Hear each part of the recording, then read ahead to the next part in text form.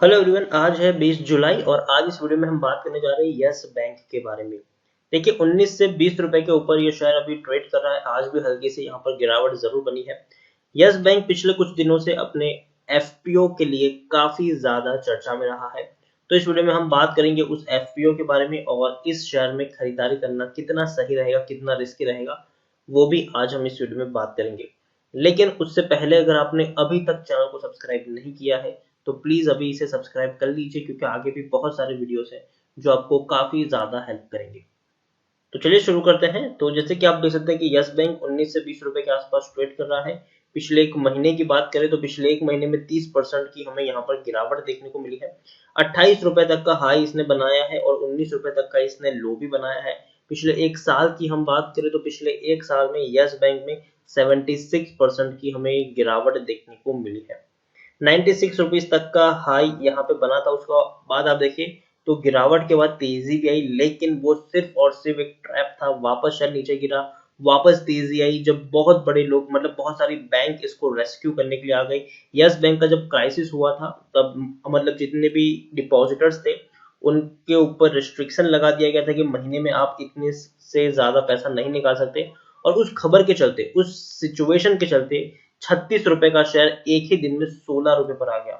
लेकिन उसके बाद एक बहुत बड़ी रैली आई जब बाकी बैंक्स इसको रेस्क्यू करने के लिए, जिसमें से स्टेट बैंक ऑफ इंडिया इसके मेजोरिटी स्टेक होल्डर बने, तकरीबन 48% से भी ज्यादा की holding of state bank of India ने यहाँ पर खरीदी।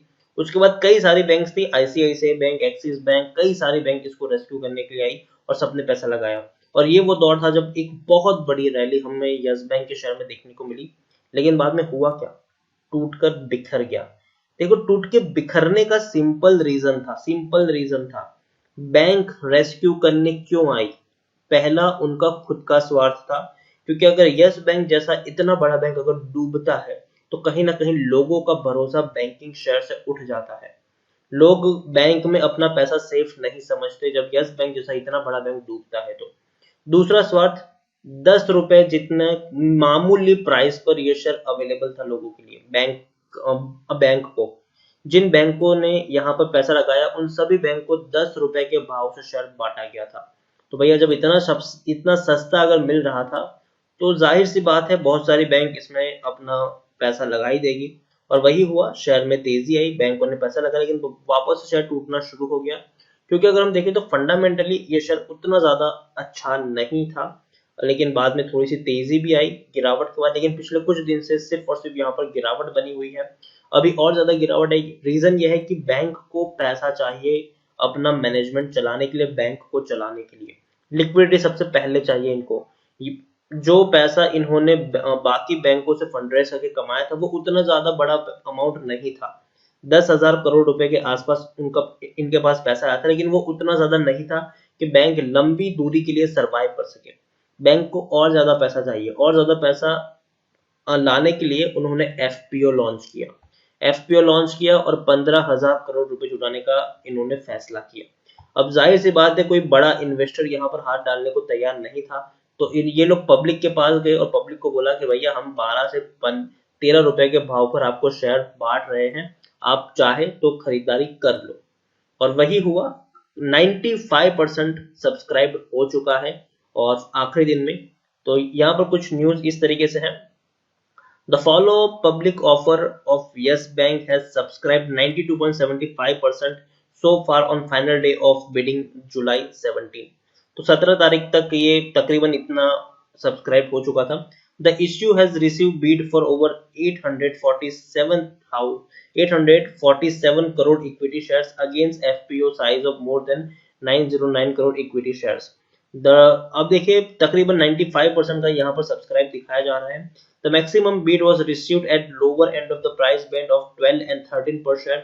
In the fact, the anchor book through which the lender has received 4,098 crore also subscribed at rupees 12 per size। तो देखिए 12 रुपए के जो भाव के शेयर्स थे उसमें तकरीबन अगर हम बात करने जाए जो एंकर इन्वेस्टर्स थे उनके द्वारा भी तकरीबन 4,000 करोड़ से भी ज्यादा का पैसा जुटाया गया हुआ है। और टोटल अगर हम बात करने जाए यहाँ पर देखिए द रिजर्व पोर्शन, तो बाकी का जो पोर्शन था वो बाकी लोगों से आया था। Total of the 27 institution bid for the QIP portion such as SBI, LIC, IIFL, Edelweiss, Bajaj Allianz, HDFC, तो कई सारे लोग हैं, उन्होंने भी यहाँ पर अपना इंटरेस्ट दिखाया हुआ था। और अगर हम बात करने जाए तो इनका जो टारगेट था 15,000 करोड़ रुपए के आसपास का, तो वो ओवरऑल यहाँ पर फुलफिल होता हुआ हमें दिखाई दे रहा है।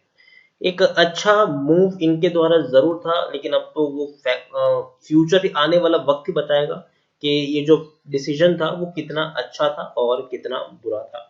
इससे पहले अगर हम बात करें तो जैसे कि मैंने पहले ही कहा, 10,000 करोड़ रुपए जुटाए गए थे बैंक्स के द्वारा मार्च महीने में, और उस वक्त भी शेयर में एक बहुत बड़ी रैली जरूर आई थी। अब यहाँ पर जो FPO आया है वहां पर यह है कि काफी सारे लोगों ने अपना पैसा लगाया हुआ है, तो देखने वाली बात होगी कि आने वाले दिनों में क्या होता है। हालांकि अगर हम बात करें तो 12 रुपए के भाव पर जब शेयर मिला था तो उतना महंगा भी नहीं था, एक सस्ता हम इसको कह सकते हैं।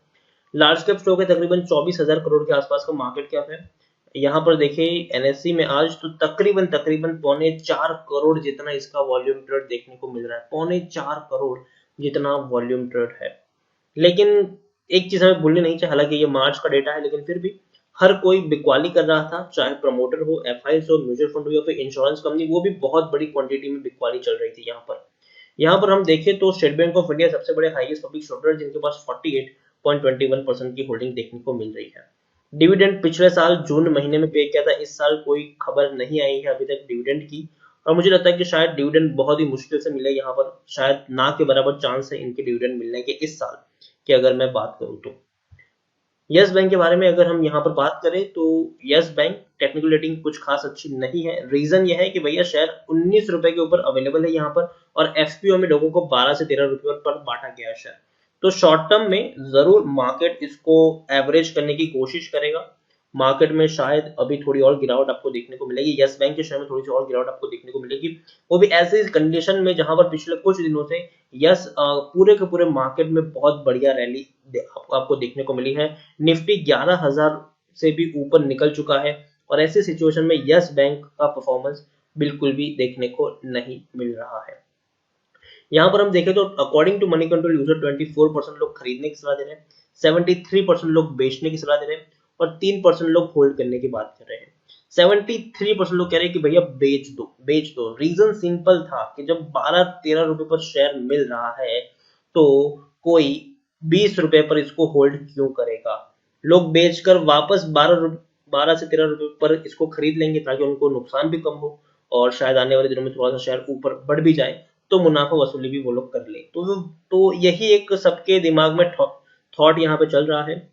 और पिछले 5 क्वार्टर में बहुत ही बुरे इनके नतीजे आए हैं। चाहे मार्च क्वार्टर की बात करें तो मार्च 2020 का जो क्वार्टर था उसमें 3,631 करोड़ का इनको नुकसान हुआ है।